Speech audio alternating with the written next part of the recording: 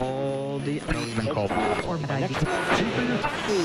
Even if I do an exercise, it always ends up with improv at the end. I make sure students will be very dedicated to an exercise and make it, really great. And and then you say, so what'd you do with it? And I stopped and moved on to the next thing. They don't even and I used to do it myself, You practice a role, for example, and you sit there and you're doing.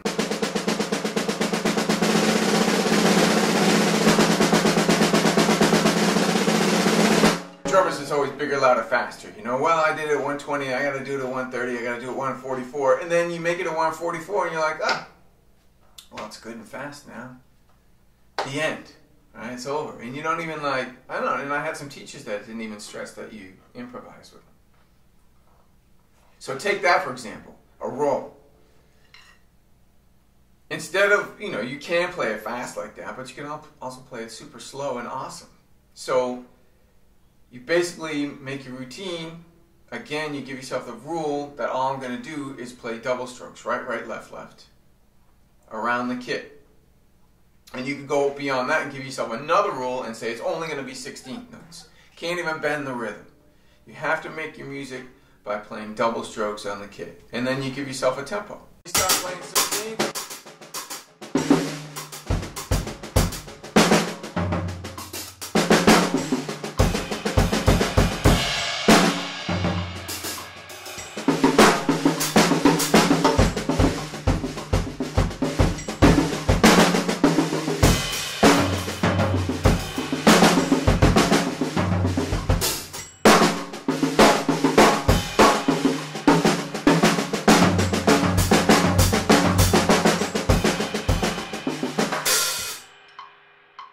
Or maybe I go even further and say you can only play groove with it. Right?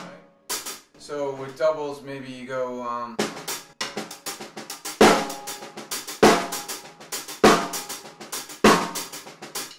Then the improv is in the bass drum. You get a free voice. You get a free voice, which is your bass drum, right? So that's where the improv comes in.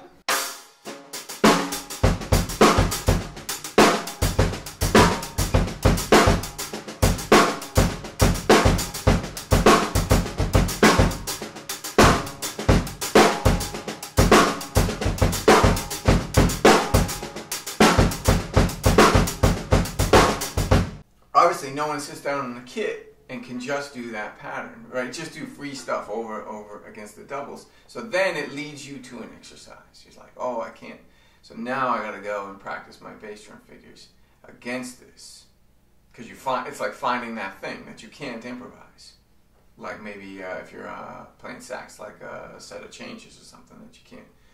And you do the exercise, but the exercise should always double back and lead you to the improvisation again. That's the key. Always coming back. You're doing your exercises and then trying to use it musically. Mm. And that principle can apply to any exercise that you do on any instrument. Exactly. It's every day when I practice, I figure out a different exercise to do with whatever it is I've worked on for 30 years. I started practicing single strokes in 1982. So literally 30 years ago. And if I practice them today, I will play something new and different that I've never played before. I'll set up some kind of pattern. It doesn't have to be fast. It could be slow as anything. Slow is harder.